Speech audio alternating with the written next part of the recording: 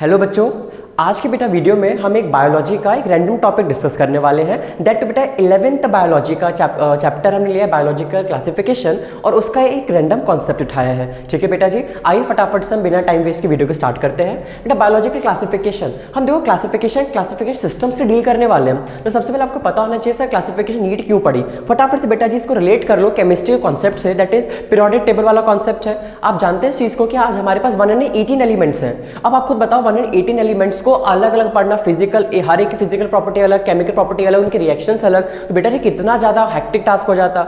अगर आज हमारे पास टेबुलर फॉर्म है तो हमारे लिए इजी टास्क है, राइट। ऐसे बेटा बायोलॉजी में ना, अगर आप चैप्टर फर्स्ट बेटा आपने थोड़ा पढ़ा होगा लिविंग वर्ल्ड, एनसीईआरटी में साफ सा मेंशन है कि बायोलॉजी में भी ना आज 1.7 to 1.8 मिलियन स्पीशीज नोन है, जिसके लिए अलग अलग पढ़ना बहुत ज्यादा हेक्टिक टास्क है। इसलिए इसी चीज को इजियर करने के लिए बेटा हम ऑर्गेनिज्म को क्या करते हैं, क्लासिफाई करते हैं। फटाफट से आ जाइए। देखिए जो सबसे पहला क्लासिफिकेशन मेरे बच्चों, उसमें कोई भी साइंटिफिक अप्रोच नहीं था, वो ऑर्गेनिजम्स के यूज के बेसिस पे था, एज फूड, शेल्टर, राइट। एक एरिस्टोटल बेटा साइंटिस्ट हुए जिन्होंने ऑर्गेनिजम्स को, लिविंग ऑर्गेनिजम्स को साइंटिफिक अप्रोच पे क्या किया, डिफरेंशिएट किया, क्लासिफाई किया। हाउ?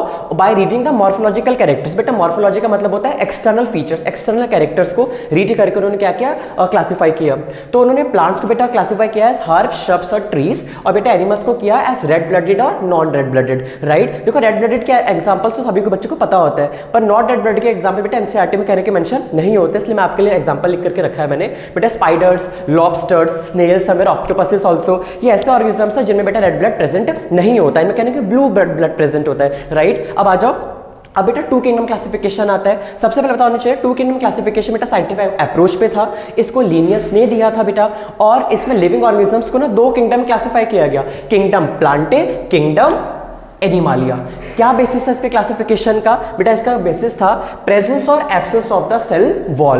प्लांटे में क्या था बेटा, सेल वॉल प्रेजेंट थी, और एनिमालिया किंगडम में क्या था, सेल वॉल एब्सेंट थी। क्लियर हो गया। अब देखो बेटा प्लांटे में, अगर आप देखेंगे बेटा प्लांटे में हमारे पास क्या क्या आ जाएगा, प्लांटे में algae, bryophytes, pteridophyte, gymnosperms, angiosperms, bacteria और फंगाई। वहीं पे हमारे पास एनिमालिया में क्या क्या आ जाएंगे, तो वर्टिब्रेट्स, इनवर्टिब्रेट्स और प्रोटोजोआ लाइक अमीबा और पैरामीशियम। पर स्टिल अगेन इसके आगे भी क्लासिफिकेशन है जो हम नेक्स्ट वीडियो डिस्कस करने वाले हैं। इसके बाद ड्रॉबैक्स रहते बेटा। ड्रॉबैक्स क्या क्या थे?